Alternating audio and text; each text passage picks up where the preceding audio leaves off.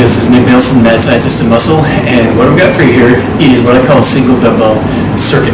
Now what we're going to do here is 6 exercises using 1 dumbbell, going basically all 3 progressions from top down to bottom, using exercises that work every single major muscle group. So we're going to start with a goblet push press, then a goblet squat, and then switch the grip around, and you're going to do a dumbbell row.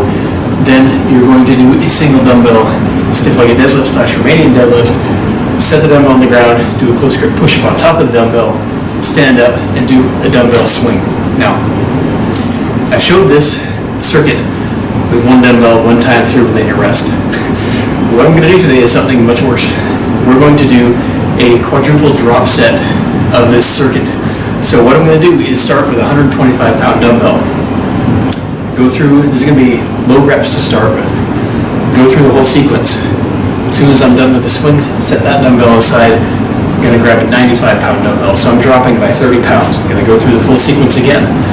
Set that dumbbell aside, go to the 65-pound dumbbell, drop another 30 pounds, go through it again, drop down to a 35-pound dumbbell, and finish with that. And I don't know what's going to happen at the end of that. But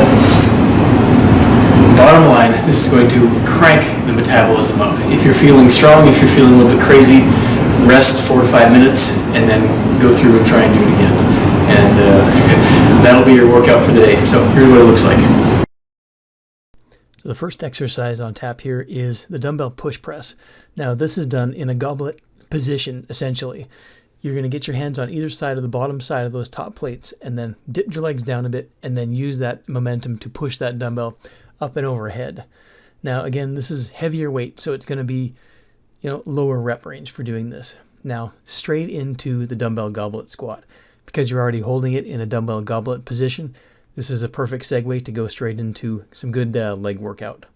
Now this is also going to work your core, it's going to work your upper back, and work your shoulders to some degree. Now lean back, and as you can see, I flip my grip from underneath the plates to gripping underneath with the fingers, and then it's straight into a dumbbell row.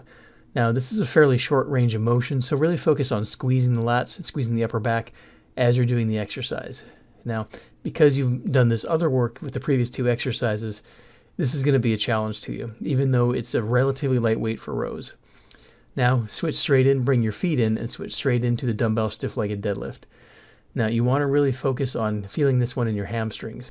Get a good stretch on your hamstrings at the bottom, and then focus on getting a good pull with your hamstrings all the way up to the top of the movement. This one will work your lower back to some degree as well. Now set the dumbbell on end, and you're going to do close grip push-ups on top of the dumbbell. Because this is a larger dumbbell, the range of motion is actually going to be fairly short, and it's not going to be a ton of resistance as you're doing the exercise. But again, because of the accumulated fatigue here, these are actually going to get fairly challenging. So really focus on pushing inwards as you're doing the exercise. So now we switched over to dumbbell swings. Just grip under that top set of dumbbell plates and do the swing movement just like if you were doing a kettlebell swing. Now it's a fantastic exercise for hitting the entire posterior chain. Great way to finish off this circuit. Now we've set that 125 aside, or whatever weight you end up doing for this, and I've switched to the 95. Now you're going to go through the exact same sequence of exercises as we did before. Your reps are probably going to drop pretty significantly on here because it's still a fairly heavy weight. But this one is really going to be a challenging one. In terms of loading, you can really start with basically what is appropriate for your strength level. Since I started at the 125s, you may want to start, for example, at a 65 and then drop to 45, drop to 35, drop to 25. So this is going to take a little experimentation to get an idea of how much you can use for each of these phases of the drop.